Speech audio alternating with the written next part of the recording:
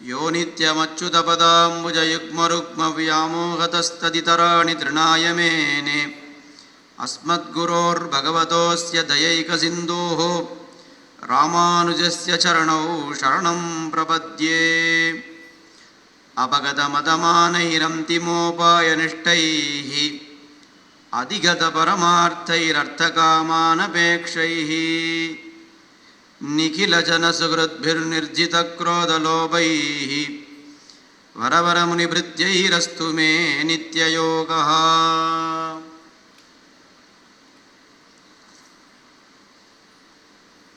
ஸ்ரீயப்பதியான சர்வேஸ்வரனாலே மயர்வர மதிநலம் அருளப்பெற்றவர்கள் ஆழ்வார்கள்.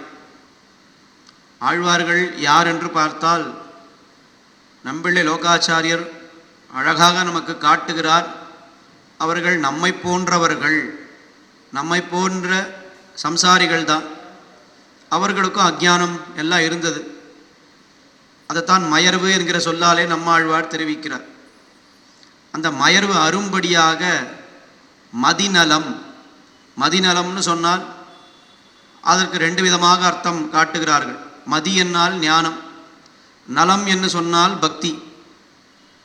மதிநலம்னு சொன்னால் ஞானமும் பக்தியும் எம்பெருமான் கொடுத்தான் என்று ஒரு அர்த்தம். இல்லை, பக்தியாக பரிணமிக்கக்கூடிய ஞானத்தை கொடுத்தான் என்று மற்றொரு அர்த்தம். நமக்கும் ஆழ்வார்களுக்கும் ஒரு சின்ன வித்தியாசம் உண்டு, இதை தெரிஞ்சுக்கணும். அந்த ஞான பக்தியை பார்க்கும் பொழுது நமக்கு எப்படின்னு திருவரங்கத்தமுதனார் சாதிக்கிறார்னா, ஞானம் கனிந்த நலங்கொண்டு. முதல்ல ஞானம் ஏற்படுறது, அது பக்தியாக போக போக அது மாறுகிறதுன்னு நமக்கு. ஆனால் ஆழ்வார்களுக்கு எம்பெருமான் முதலிலே ஞானத்தை கொடுத்தார், அதுக்கப்புறம் பக்தியாக அது மாறித்துன்னு அப்படி சொல்லக்கூடாது. எம்பெருமான் கொடுக்கும் பொழுதே அந்த ஞானம் கனிந்த நலம், பக்தி ரூபாபன்ன ஞானம், பக்தியாக பரிணமிக்கக்கூடிய ஞானத்தை கொடுத்தான் எம்பெருமான். அந்த ஞான பக்திகளை கொண்டு ஆழ்வார்கள் என்ன பண்ணினார்கள்? எம்பெருமான் கொடுத்த ஞானத்தாலே அவனுடைய ஸ்வரூப ரூப குண விபூதிகள் என்று சொல்லுவார்கள். எம்பெருமானுடைய தன்மைகள், அவனுடைய கல்யாண குணங்கள், அவனுடைய ஐஸ்வர்யங்கள் என எல்லாவற்றையும் பாடினார்கள். ஆழ்வார்கள் பாடினார்கள். எம்பெருமான் ஞானத்தை கொடுத்தான்னு சொன்னால் ஏதோ ஆழ்வார்கள் இப்படியெல்லாம் பாசுரம் பாடுறாளே, இந்த மாதிரி நான் ஒரு பாசுரம் பாடணும். உதாரணத்துக்கு நம்மாழ்வார் எடுத்துட்டோன்னா, சரி, முதல் திருவாய்மொழி நான் எம்பெருமானுடைய பரத்வத்தை பாட வேண்டும், அது உயர்வரன்னு ஆரம்பிக்கணும், அப்போ அதுக்கேற்றபடி எதுகை மோனை எல்லாம் இருக்கணும். ஏன்னா இப்படியெல்லாம் நம்ம ஒரு பாட்டு எழுதுறதுனா நம்ம எவ்வளோ கஷ்டப்படுவோம். அந்த மாதிரி கஷ்டப்பட்டு யோசித்து யோசித்து ஆழ்வார்கள் பாசுரங்கள் எழுதினார்களா அப்படின்னா அவர்கள்லாம் யோசிக்கவே இல்லை. எம்பெருமான் கொடுத்த ஒரு பக்தியினாலே எம்பெருமானை அனுபவித்தார்கள். அந்த அனுபவம் அப்படியே பாசுரமாக வெளிவந்ததுன்னு புரிஞ்சுக்கணும். வேகமாக எங்கேயோ நடந்து போயிட்டே இருக்கும், சட்டுன்னு ஒரு கல் தடிக்கு கீழே விழறோம். விழும்பொழுது நாம் என்ன சொல்லுவோம்? ஐயோ அம்மான்னு கத்துவோம். இந்த ஐயோ அம்மான்னு கத்தும் பொழுது நம்முடைய அந்த மனநிலையை கொஞ்சம் யோசித்து பாருங்க. இப்போ எனக்கு கல் தடிக்கிடுத்து, நான் கீழே விழுந்துட்டேன், எனக்கு கால் வலிக்கிறது, அதனால் நான் அம்மான்னு கத்தணும், இவ்வளவு நம்ம யோசிக்கிறோமா? அந்த கல் தடுக்கும் பொழுது தன்னடையே நம்மையும் அறியாமல் ஏதோ ஒரு வார்த்தை வெளியில் வருகிறது. அதுபோல எம்பெருமானை அனுபவித்தார்கள் ஆழ்வார்கள். அவர்களை அறியாமல் ஏதோ ஒரு கத்தல் மாதிரி அவர் சொன்னால் அது என்ன ஆயிடுத்து? அப்படியே திவ்ய பிரபந்தங்களாக பாசுரங்களாக வெளிவந்தது. அப்போ நம்ம ஆழ்வார் எடுத்துட்டோன்னு வச்சுக்கோங்க. உதாரணத்துக்கு முதல் திருவாய்மொழியில் எம்பெருமானுடைய பரத்வத்தை அனுபவிக்கிறார். ரெண்டாவது திருவாய்மொழியில் எம்பெருமானுடைய பஜனீயத்துவத்தை அனுபவிக்கிறார். மூன்றாவது திருவாய்மொழியில் எம்பெருமானுடைய சௌலபியத்தை அனுபவிக்கிறார். எல்லாம் சரி சுவாமி, முதல்ல நான் இதை அனுபவிக்கணும், இதுக்கு ஒரு பக்கம், அடுத்தது இதை அனுபவிக்கணும், இதுக்கு ஒரு பக்கம்னு இப்படியெல்லாம் ஆழ்வார் அனுபவிப்பதில்லை. அந்த சமயத்திலே எம்பெருமான் என்ன காட்டுகிறானோ அதை அப்படியே அனுபவிக்கிறார். ரொம்ப அழகாக சுருக்கமாக இதை நாம் புரிந்து கொள்ளலாம். நம்முடைய ஒரு அனுபவத்திலேருந்தே புரிந்து கொள்ளலாம். ஒரு 10-20 வருடங்களுக்கு முன்னால் எதையாவது நாம் பார்க்கணும்னு சொன்னால் தொலைக்காட்சி பெட்டியை திறந்து பார்ப்போம். அங்கே தொலைக்காட்சியில் நமக்கு என்ன பார்க்கணும்னு நாம் முடிவு பண்ணுவோம். அந்த நிகழ்ச்சியை போய் முழுக்க நாம் பார்க்க போகிறோம். அப்படி தானே நாம் பண்ணிட்டு இருந்தோம். ஆனால் இன்றைக்கி நிலைமை என்ன ஆயிடுத்துன்னா, எல்லார் கையிலையும் இது இருக்குது. இதை திறந்த உடனே என்ன ஆகுது, நாம் என்ன பார்க்கணும்னு நாம் முடிவு பண்ணுறதில்லை, யாரோ ஒருத்தன் எங்கேயோ உட்காந்துன்னு முடிவு பண்ணுறான். இந்த மேலே தள்ள தள்ள தள்ள அவன் என்ன காட்டுகிறானோ அதை நாம் அப்படியே பார்க்குறோம், அதை ரசிக்கிறோம். உண்டா இல்லையா? முன்னால் நாம் அனுபவித்தது எப்படி? ஒரு நிகழ்ச்சியை பார்க்கணுன்னா நான் இதை பார்க்கணும், இது 10 மணிக்கு இங்கே போய் உட்காரணும் ஏன்னா நிறைய நாம் பிளான் பண்ணிட்டு போய் உட்காரணும். ஆனால் இன்றைக்கி அப்படி இல்லையே. கையில் வந்த உடனே எதையோ ஒன்று பார்க்குறோம், நமக்கு என்ன பிடிக்கும்னு யாரோ ஒருத்தன் தேர்வு பண்ணி நம்ம அனுப்புகிறான், அதை நாம் ரசித்து பார்க்குறோம். அவ்வளவுதான் ஆழ்வார்களுடைய அனுபவம். ஆழ்வார்கள் எம்பெருமானுடைய கல்யாண குணத்தை அனுபவிக்கணும்னு சொன்னால் இந்த குணத்தை நான் அனுபவிக்கணும், இப்போ நான் நாயகியாக மாறணும், இப்போ நான் தூது விடணும், இப்போ நான் ஊடல் கொள்ளணும், இதெல்லாம் ஆழ்வார் நினைத்து நினைத்து பண்ணுறதில்லை. எம்பெருமான் காட்டக்கூடிய ஒரு கல்யாண குணம், அந்த கல்யாண குணத்தை அனுபவிக்கும் பொழுது ஆழ்வார் வாக்கிலிருந்து வரக்கூடிய வார்த்தைகள், அது தம்மையும் அறியாமல் ஆழ்வார் சொல்லக்கூடிய வார்த்தைகள், அது திவ்ய பிரபந்தங்களாக தோன்றின அப்படின்னு தெரிஞ்சுக்கணும். எம்பெருமானுடைய மயர்வர மதிநலம், அந்த மயர்வர மதிநலத்தினாலே ஆழ்வார்கள் எம்பெருமானை அனுபவிக்கிறார்கள். அந்த எம்பெருமானை அனுபவிக்கக்கூடிய பாசுரங்கள் அது திவ்ய பிரபந்தம். திவ்ய பிரபந்தன்ற வார்த்தைக்கு என்ன அர்த்தம்? ஆழ்வார்கள் எம்பெருமானை அனுபவிக்கக்கூடிய அந்த பாசுரங்களுக்கு திவ்ய பிரபந்தங்கள்னு பேர். சரி, இந்த திவ்ய பிரபந்தங்களை எல்லாம் அருளி செய்தார்களே ஆழ்வார்கள், அவர்களுக்கு என்ன பேர் வைத்திருக்கிறார்கள் என்னால் ஆச்சாரியர்கள் திவ்ய சூரிகள்னு பேர் வச்சார். எப்பவுமே பரமபதத்தில் இருந்துட்டு எம்பெருமானை இடைவிடாமல் அனுபவித்துக் கொண்டிருக்கிறார்களே அவர்களுக்கு நித்திய சூரிகள்னு பேர். அனந்தன், கருடன், விஸ்வக்சேனர், சக்கரத்தாழ்வார், சங்காழ்வார், இவாளுக்கெல்லாம் நித்திய சூரிகள்னு பேர். நித்தியமாக எம்பெருமானை அனுபவிக்கக்கூடியவர்களுக்கு நித்திய சூரிகள்.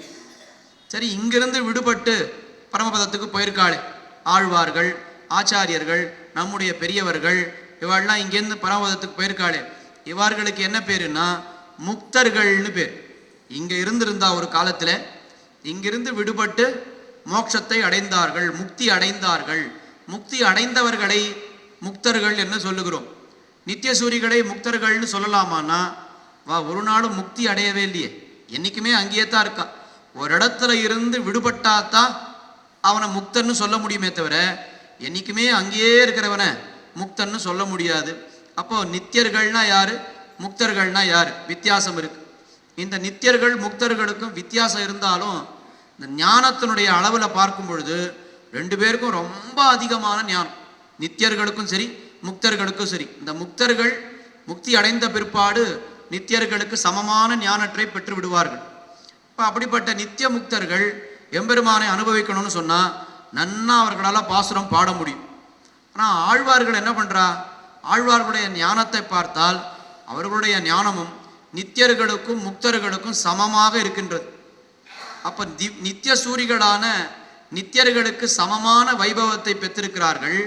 ஆனால் என்ன வித்தியாசம்னா அவர்கள் பரமபதத்தில் இருக்கும் பொழுது அந்த வைபவத்தை பெற்றார்கள். ஆனால் ஆழ்வார்கள் இந்த பூலோகத்திலே இந்த பொல்லாத சம்சாரத்திலே இருக்கும் பொழுதே அப்படிப்பட்ட ஞானத்தை அவர்கள் பெற்றிருக்கிறார்கள். அதனால் இவர்களுக்கும் அவர்களுக்கும் வித்தியாசம் காட்டணும் என்பதற்காக ஆச்சாரியர்கள் இவர்களுக்கு என்ன பேர் வைத்தார்கள், திவ்ய சூரிகள்னு பேர் வைத்தார்கள். ஸ்ரீமதே ராமானுஜாய நமஹ. புறத்தாழ்வானுடைய அவதார ஸ்தலத்தில் அமைஞ்சிருக்கக்கூடிய புறத்தாழ்வான் கோசாலையிலிருந்து பேசுகிறோம். இந்த புறத்தாழ்வானுடைய கோசாலை 10 வருஷத்துக்கு முன்ன 2 பசுக்களை வச்சு ஆரம்பித்த இந்த கோசம் பிரச்சனம் இன்னைக்கு ஒரு 30 பசுக்களோட திகழ்கிறது. புறத்தாழ்வானுடைய கிருபையினால நாட்டு இன பசுக்களை வச்சு காங்கேயம், காஞ்சி குட்டை போன்ற ரகமான பசுக்களை வச்சு தர்ம தேவதையா இருக்கக்கூடிய பசுக்களை தர்மத்தை ரட்சிக்கும் பொருட்டு இந்த கோசம் ரட்சணத்தை தொடர்ந்து பண்ணிக்கிட்டு இருக்கோம் ஆழ்வானுடைய கிருபையினால. நித்திய சூரிகள் அளவுக்கு ஞானம் இருக்கு இவாளுக்கும். ஆனால் அவர்களை போல பரமபதத்தில் இல்லாமல் இங்கே இருக்கிறார்கள், சம்சாரத்தில் இருக்கிறார்கள். அதனால இந்த வித்தியாசம் தெரியணும் என்பதற்காக இவர்களுக்கு நித்திய சூரிகள்னு பேர் வைத்தார்கள். அப்போ திவ்ய சூரிகள்னு பேர் வைத்தார்கள். திவ்யமான, திவ்யம்னு சொன்னாலே ரொம்ப ஒரு விலட்சணமான வைபவமான எம்பெருமானுடைய அனுகிரகத்தினாலே ஏற்பட்டது, அது திவ்யம்னு சொல்கிறோம். ரொம்ப அந்த பழக்கெல்லாம் ரொம்ப இதுவாக போய்டும். சாதாரணமாக ஏதாவது ஆற்றுல பண்ணி சாப்பிட்டா இன்னைக்கு சாப்பாடு எப்படி இருந்தது, இன்னைக்கு திருக்கணுமதி எப்படி இருந்ததுன்னு சொன்னால் அது திவ்யமாக இருந்ததுன்னு சொல்கிற அளவுக்கு நம்ம வந்துட்டோம். அதுவும் ஒன்றும் தப்பில்லை. ஏன் தப்பில்லைன்னா, என்ன பிரசாதம் பண்ணாலும் அது பெருமாளுக்கு அமுது செய்து தானே நாம் சாப்பிட்றோம். அப்போ பெருமாளுக்கு கண்டருளை பண்ணினா அது திவ்யமாக ஆயிடும். அதனால நாம் சாப்பிட்ற பிரசாதத்தை திவ்யமாக இருக்குன்னு சொல்லலாம், தவறில்லை. அப்போ திவ்ய சூரிகள், திவ்ய பிரபந்தங்கள் என்று ரெண்டு விஷயம் நாம் தெரிஞ்சிடணும். இப்படிப்பட்ட திவ்ய சூரிகள் தங்களுடைய திவ்ய பிரபந்தங்களிலே பாடின க்ஷேத்திரங்கள் இருக்கே, அதுக்கு என்ன பேர் வச்சார்கள்? திவ்ய தேசங்கள். 108 திவ்ய தேசங்கள்னு பார்க்கிறோம். எத்தனையோ கோயில்கள் இருக்கின்றன, ஆயிரக்கணக்கான கோயில்கள் இருக்கு. ஆனால் அந்த கோயில் எல்லாம் திவ்ய தேசங்கள்னு நாம் அழைப்பதில்லை. எதை திவ்ய தேசம்னு அழைக்கிறோன்னா, எந்த கோயிலை, எந்த எம்பெருமானை ஆழ்வார்கள் கூட இல்லை, ஒரு ஆழ்வார் பாடியிருந்தாலே அதற்கு திவ்ய தேசம்னு பேர். ஒரு ஆழ்வார் பாடியிருந்தா போருமா சுவாமி? ஒரு ஆழ்வார் எத்தனை பாசுரம் பாடியிருந்தா அதுக்கு திவ்ய தேசம்? 10 பாசுரம், 20 பாசுரம் அப்படின்னா அவ்வளோலாம் பார்க்கவே வேண்டாம்.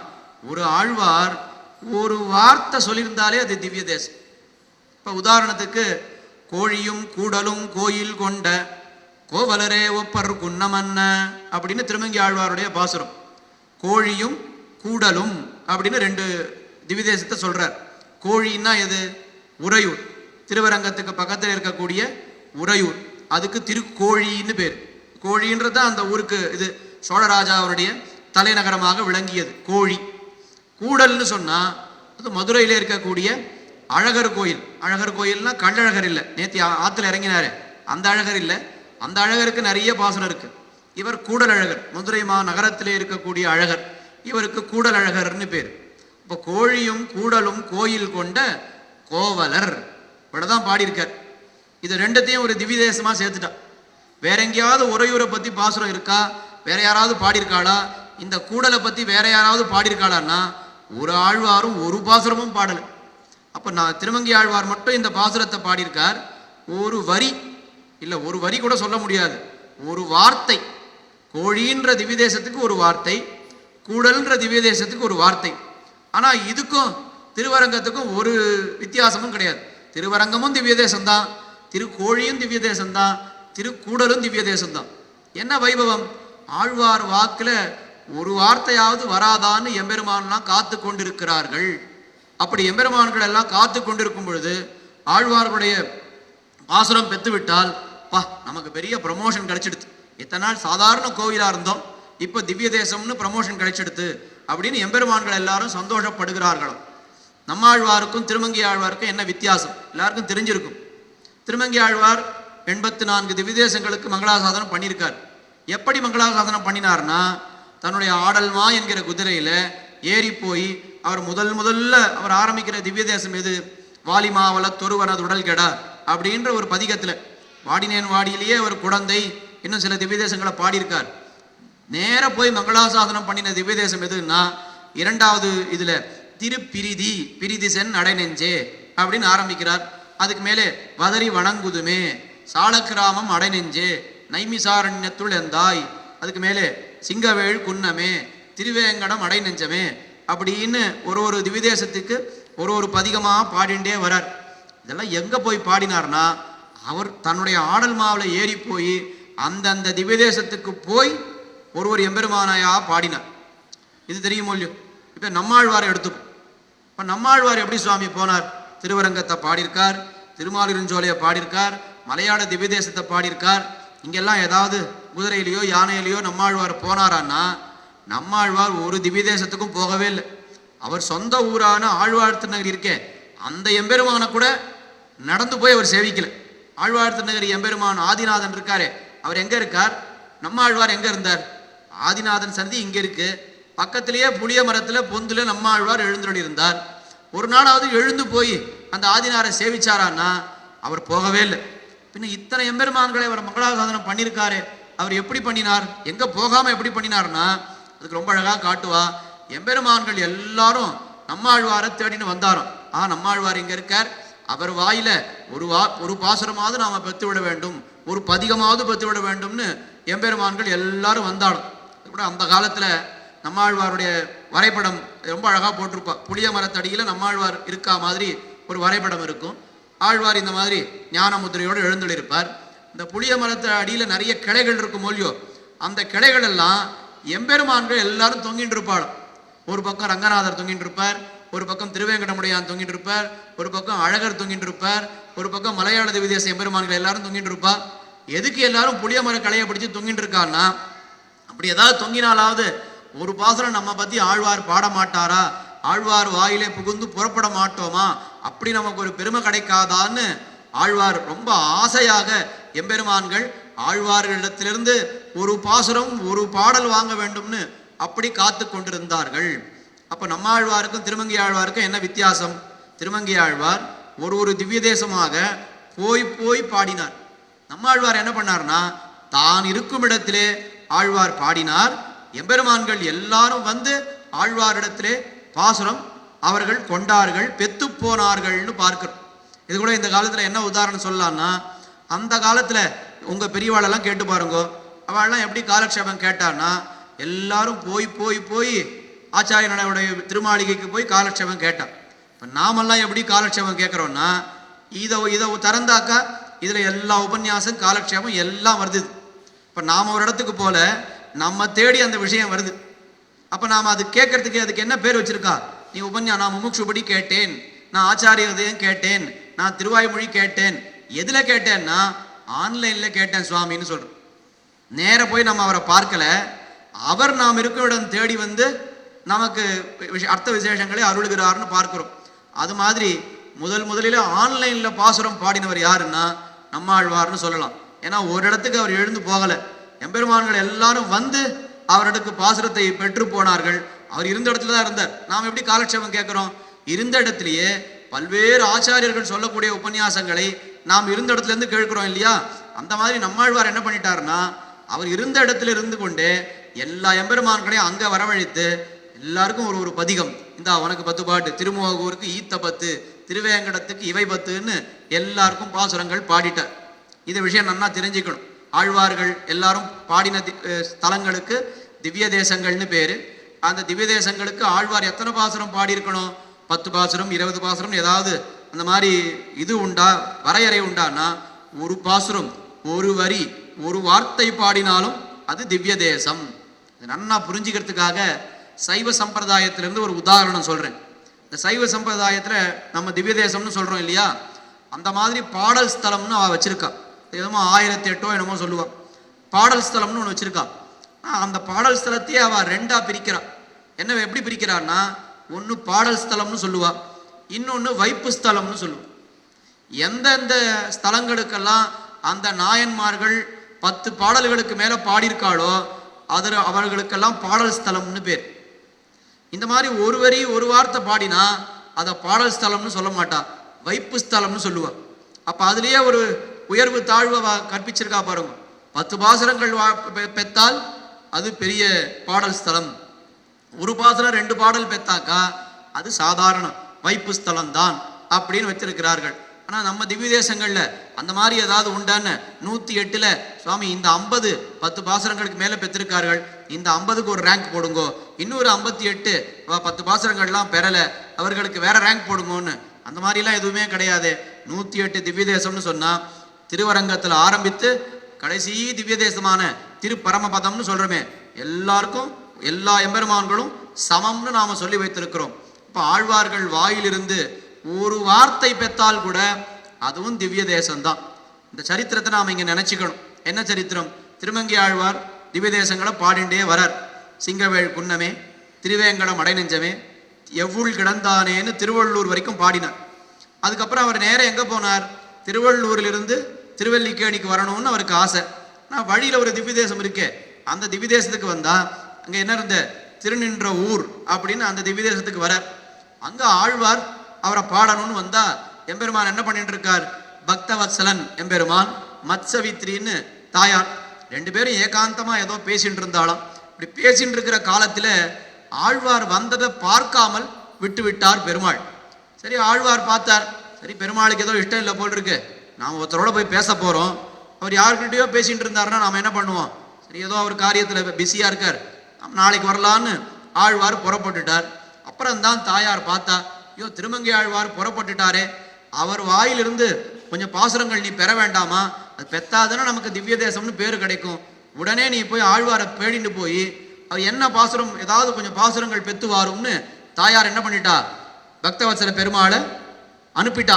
ரொம்ப இதுவா சொல்லணும்னா துரத்தி அனுப்பிட்டா. చిన్ని శిశువు చిన్ని శిశువు చిన్ని శిశువు చిన్ని శిశువు ఎన్నడూ చూడమమ్మ ఎటువంటి శిశువు చిన్ని శిశువు చిన్ని శిశువు ఎన్నడూ చూడమమ్మ ఎటువంటి శిశువు చిన్ని శిశువు చిన్ని శిశువు. உடனே சரி ஆழ்வாரை தேடிட்டு போனார். ஆழ்வார் எங்க போனார்? சரி இப்பதான் திருவள்ளூர்லேருந்து வந்தார்னு சொன்னா, அடுத்தது திருவல்லிக்கேணிக்கு போயிருக்கார். திருவல்லிக்கேணியில் போய் பார்ப்போம்னு சொன்னான். திருவல்லிக்கேணியில் வந்து கேட்டாராம் பெருமாள், ஆழ்வார் இப்பதான் புறப்பட்டு இங்கே 10 பாசுரம் பாடிட்டு அவர் போயாச்சு அப்படின்னு. எங்க போனார் ஆழ்வார்? தெரியல, திருநீர்மலைக்கு போயிருக்காருன்னு சொன்னான்னு சொன்னான். சரி உடனே அவர் பின்னாடியே திருநீர்மலைக்கு போனார். திருநீர்மலைக்கு போய் கேட்டாக்கா பெருமாள் போறதுக்குள்ள ஆழ்வார், அவர் எம்பெருமான் வந்து சத்திய சங்கல்பன், அது நினைச்ச மாத்திரத்தில் அங்கே போக முடியும். ஆனால் ஆழ்வார் ஆடல் மாலை போறார், எம்பெருமானோட வேகமாக அவர் போறார். அவர் என்ன பண்ணிட்டார், திருநீர்மலைக்கு எம்பெருமான் போய் கேட்டா ஆழ்வார் வந்தார், இங்கே பாடினார், இப்போதான் புறப்பட்டு போயிட்டார்னு சொன்னார். எங்கே போனார்னு தெரியுமான்னு தெரியல, திருக்கடல் மல்ல ஒரு வேளை போயிருக்கலாமோ என்னமோ அப்படின்னு சொன்னாலும்.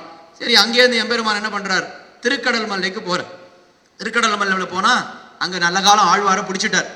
உடனே யார் நீர் அப்படின்னு கேட்டா, நான் தான் தென்னனூர் பெருமாள், எங்கள் ஊருக்கு நீர் வந்திருந்தீர், அப்போ நான் உங்க கவனிக்கல, ஏதாவது நாம் பாசுரம் வாங்கலைன்னா தாயார் உள்ள விட மாட்டேன்றா, துரத்தியே அனுப்பிட்டா என்ன கொஞ்சம் பாசுரம் பாடும் அப்படின்னு சொன்னான். உடனே ஆழ்வார் சொன்னார், நான் இங்கே வந்துட்டேன், இந்த திருக்கடல் மலைக்கு வந்த பிற்பாடு இந்த எம்பெருமானை தான் நான் பாட போறேன், உம்மை வந்து பார்க்கும் பொழுது நீர் விட்டு விட்டீர், அதனால நான் பார்க்க மாட்டேன். இல்லை எனக்கு கொஞ்சமாவது ஏதாவது ஒரு பாசுரமாவது பாடும் அப்படின்னு.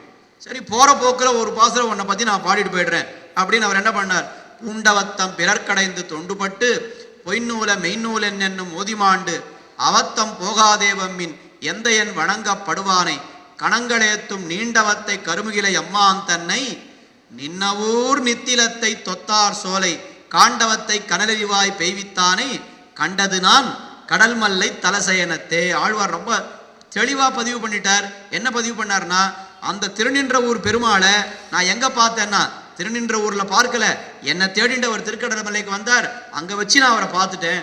கண்டது நான் கடல் மல்லை தலசயனத்தை, இங்க கடல் மலையில அவரை பார்த்து விட்டேன் அப்படின்னு சொன்னாராம். உடனே பக்தவத்சல பெருமாளுக்கு ரொம்ப சந்தோஷம். பாடா ஒரு பாசனம் வாங்கிட்டாச்சு, தாயார் நம்மளை எப்படியும் துரத்தி விட்டா, இப்ப நம்மளுடைய சாமர்த்தியத்தை பார்த்து தாயார் ரொம்ப நம்மளை கொண்டாட போறா அப்படின்னு போவார். ஆத்துல புருஷாளுக்கெல்லாம் இதெல்லாம் தெரியும். நம்ம ஏதாவது ஒரு காரியம் பண்ணிட்டு போய் ஆத்துக்காரிக்கிட்ட சொன்னோம்னா இவ்வளவுதானா அப்படின்னு கேட்பான், எதை பண்ணாலும் ஒத்துக்க மாட்டான். அந்த மாதிரி ஆழ்வார் பெருமாள் என்ன பண்றார், நேர திருநூருக்கு போய் மத்சவித்ரி தாயார் அவர்கிட்ட போய், பார் ஆழ்வார் எங்கெல்லாம் போனார், நான் எப்படியோ கண்டுபிடிச்சு அவர்கிட்ட ஒரு பாட்டு வாங்கிட்டேன்னு அந்த பாசுரத்தை பாடி காட்டினார். தாயார் பார்த்தா ஒன்றும் ரசிக்கவே இல்லை தாயாருக்கு.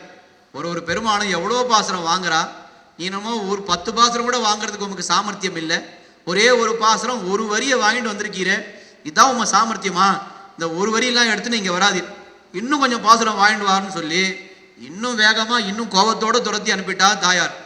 ஐயோ நான் ரொம்ப கஷ்டப்பட்டம்மா, இவரையே நான் கண்டுபிடிக்கிறதுக்கு திருவல்லிக்கேணிக்கு போனேன், திருநீர்மலைக்கு போனேன், எப்படியோ கஷ்டப்பட்டு பிடிச்சேன், இப்போ திருப்பி வேற நான் இவ்வளோ தூரம் வந்திருக்கேன், மறுபடியும் அவர் எங்கே போயிருக்காரு நான் தேடிட்டு போகணும், தயவு செஞ்சு இந்த ஒரு பாட்டோட நிறுத்திக்கோயான்னார். முடியாது, ஆழ்வாரண்டு இன்னும் கொஞ்சம் பாசுரம் வாங்கிட்டு வந்தா தான் உன்னை உள்ள அனுமதிப்பேன்னு சொல்லிட்டா தாயார். சரி என்ன பண்றது, மட்டையடி மாதிரி கதவை சாத்திரா, பெருமாள் வெளியிலே இருக்கார். மறுபடியும் புறப்பட்டு வந்தார். புறப்பட்டு போன வாட்டி கண்டுபிடிச்சா மாதிரி சுலபமா கண்டுபிடிச்சிடலாமா, இப்ப ஆழ்வார் எங்க போயிட்டார், தொண்டை நாடெல்லாம் முடிச்சுண்டு திருவகேந்திரபுரம் திருக்கோவலூர் நடுநாடை முடிச்சுண்டு அப்புறம் சோழ நாடு முடிக்க போறார். 2ஆம் பத்துல 5ஆம் திருமொழியில 2வது பாசுரத்தை வாங்கினார். அதுக்கப்புறம் ஆழ்வாரை துரத்தி போய் மறுபடியும் ஆழ்வாரை எங்க கண்டுபிடிச்சார்னா திருக்கண்ணமங்கை என்கிற திவ்யதேசத்துல போய் கண்டுபிடிச்சார். அந்த திவ்யதேசம் எங்க இருக்கு, ஆழ்வார் எப்ப பாடியிருக்காருன்னா 7ஆம் பத்துல 10வது திருமொழியில திருக்கண்ணமங்கை, அங்க பெரும்புற கடலை அடலேத்தினை பெண்ணையானை எண்ணில் முனிவர் கருள் தரும் தவத்தை முத்தின் திரள் கோவையை பத்தராவியை நித்தில தொத்தினை அரும்பினை அலரை அடியேன் மனத்தாசை அமுதம் பொதியின் சுவை கரும்பினை கனியை சென்னு நாடி கண்ணமங்கையுள் கண்டு கொண்டேனேன்னு பெரிய பாசுரம். அந்த கண்ணமங்கையில் போய் பிடிச்சிட்டார். மறுபடியும் வந்தார். என்ன தெரியறதா, நான் தான் திருநூறு பெருமாள்னு சொன்னாராம். அதான் நீ வந்தீரே, திருக்கடற்மலையில் வந்தார் இல்லையா? ஆமாம், அங்கேயே உங்களுக்கு ஒரு பாட்டு கொடுத்தனே, பாயிண்ட் போயிட்டார், அவ்வளோதானே. அப்படி இல்லை, தாயார் விடமாட்டேன்றா, ஒரு பாசுரம்னா விடமாட்டேன்றா, இன்னும் ஏதாவது கொஞ்சம் பாசுரம் பாடுனா. இதே வேலையாக போச்சு உங்களுக்கு. ஏன் எங்கே போனாலும் நான் ஏதோ ஒரு திவ்யதேசத்துக்கு போனால் அங்கே வந்து பாட்டு பாடுன்று. சரி, இங்கே ஒரு பாட்டு. அங்கே என்ன பண்ணார்? குருமாமணி குன்னினை நின்ன ஊர் நின்ன நித்தில தொத்தினை அப்படின்னு அங்கே ஏத்தினை இமயத்துடன் மீசனை இம்மையை மறுமைக்கு மருந்தினை ஆத்தலை அண்ட தப்புற துய்த்துடு மையினை கையிலாழி ஒன்னேந்திய கூத்தினை குருமாமணி குன்னினை நின்ன ஊர் நின்ன நித்தில தொத்தினை காத்தினை புனலை சென்னு நாடி கண்ணமங்கையுள் கண்டு கொண்டேனே. இங்கே சொல்லிட்டார், திருநின்ற ஒரு பெருமாளை கண்ணமங்கையில் கண்டு கொண்டேன். இதுக்கு மேலே என்னால் பாட முடியாது, இதுக்கு மேலே நீர் கேட்டு வந்தாலும் நான் பாட மாட்டேன். இத்தனை நாள் தாயார் உங்க கதவு போட்டா, இனிமேல் நீர் வந்தார்னா நான் கதவை சாத்திடுவேன். இந்த 2 தான் உமக்கு, போ அப்படின்னு பெருமாளை வந்து ஆழ்வார் அனுப்பிட்டார். உடனே வேற வழி இல்லாமல் தாயார் ரெண்ட வந்தார். யாரு? திருநின்ற ஒரு பெருமாள் வந்து, ரொம்ப கஷ்டப்பட்டு பார்த்துட்டேன், அப்போ ஒரு பாட்டு இப்போ ஒரு பாட்டு, இவ்வளோதான் கிடைச்சிது, தயவு செஞ்சு என்னை இதுக்கு மேலே என்னை அனுப்பாத, அவரை கண்டுபிடிக்கிறது ரொம்ப கஷ்டமாக இருக்குது. 2ஆம் பத்தில் தேட போனேன் நான். திருவரங்கம் போனார், திருவள்ளரை போனார், இந்த திருநாங்கூர் திவ்யதேசங்கள் எல்லாம் போய் தேடி தேடி தேடி அவரை நான் பிடிக்கிறதுக்கு 7ஆம் பத்து ஆயிடுத்து, இனிமேல் என்னை அனுப்பாதேன்னு சொன்னார். சரி, போனா போகிறதுன்னு தாயார் என்ன பண்ணிட்டா, ஒரு பெருமாளும் எவ்வளோ பாசனம். திருக்கண்ணபுரம் பெருமாளை பாரு, 100 பாசனம் வாங்கியிருக்கார். திருநுறையூர் பெருமாளை பாரு, 100 வாங்கியிருக்கார். எங்கள் ஆத்துக்காருக்கு அவ்வளோதான் சாமர்த்தியம். ஒரு ஆத்துலையும் எப்படி இருக்கா அவன் தொத்தரம், எவ்வளவு இதுவாக இருக்கா. என்னுடைய அவன் சொல்லுவான், என் தோழியினுடைய ஆத்துக்கார பாரு, எங்கள் அத்தை பொண்ணுடைய ஆத்துக்கார பாரு, மாமா பொண்ணுடைய ஆத்துக்கார பாரு, எல்லாரும் எப்படி இருக்கா. எங்கள் ஆத்துக்கார் என்னுடைய தலையெழுத்து, இவருக்கு இவ்வளோதான் சாமர்த்தியம், 2 பாசனம் தான் வாங்க முடிஞ்சுதுன்னு சொல்லி, சரி போனா போகிறது, என்ன பண்ணுறதுன்னு இருந்துட்டாலும். இப்போ என்ன தெரியறதுன்னு கேட்டால், இந்த ஆழ்வார்களிடத்திலிருந்து ஒரு பாசுரம் பெறுவதற்கு எம்பெருமான்கள் எவ்வளவு கஷ்டப்படுகிறார்கள் அப்படின்னா, அப்போ அந்த திவ்ய பிரபந்தத்தினுடைய பெருமையை இதன் மூலமாக நாம் தெரிந்து கொள்ளலாம். என்ன ஆரம்பித்தோம்? திவ்ய சூரிகள். அந்த திவ்ய சூரிகளுடைய அவர்கள் அருளி செய்த பாசுரங்கள் இருக்கே, பாடல்கள், அவைகளுக்கு திவ்ய பிரபந்தங்கள்னு பேர். அந்த திவ்ய பிரபந்தங்களிலே பாடப்பெற்ற திருத்தலங்கள் திவ்ய தேசங்கள்னு பேர். அப்போ இதுக்கு தான் சம்பிரதாயத்தில் திவ்ய திரயம்னு சொல்லுவோம். 3 சேர்ந்தால் ரொம்ப விசேஷம்.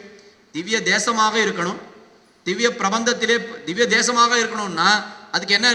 திவ்ய சூரிகளாலே திவ்ய பிரபந்தங்களிலே பாடப்பெற்றிருந்தால்தான் அது திவ்ய தேசம். அப்போ திவ்ய பிரபந்தம்னு சொன்னால் திவ்ய சூரிகளால் பாடப்பெற்றிருக்க வேண்டும். அந்த திவ்ய பிரபந்தங்களிலே திவ்ய தேசங்களை பற்றி ஆழ்வார் பாடியிருக்க வேண்டும். அப்போதான் திவ்ய பிரபந்தம். திவ்ய சூரிகள்னு சொன்னால் திவ்ய பிரபந்தத்தை அருளி செய்திருக்க வேண்டும், திவ்ய தேசங்களை பாடியிருக்க வேண்டும். மறுபடியும் இங்கேயும் சொல்கிறேன், சைவ சித்தாந்தத்துக்கும் நமக்கும் என்ன வித்தியாசம்னா, அவள் அந்த 63 சொல்கிறான். அந்த 63 சொல்கிறாளே, அத்தனை பேரெல்லாம் பாசுரம் பாடவே இல்லை. ஏதோ ஒரு 10 பேர் தான் அதில் பாடியிருக்கா. ஆனால் நம்ம ஆழ்வார்கள்னு சொல்கிறோமே, இந்த ஆழ்வார்கள் 12 சொன்னால் எல்லாருமே பாசுரங்களை பாடியிருக்கிறார்கள். அதையும் நாம் வந்து ஒப்பிட்டு பார்க்கிறேன்னு நினைக்க வேண்டாம். சம்பிரதாயத்தினுடைய ஏத்தத்தை நாம் தெரிந்து கொள்ளணும்னா மற்ற சம்பிரதாயத்தில் எப்படி இருக்குன்னு தெரிஞ்சுட்டாத்தானே நாம் தெரிஞ்சிக்க முடியும்.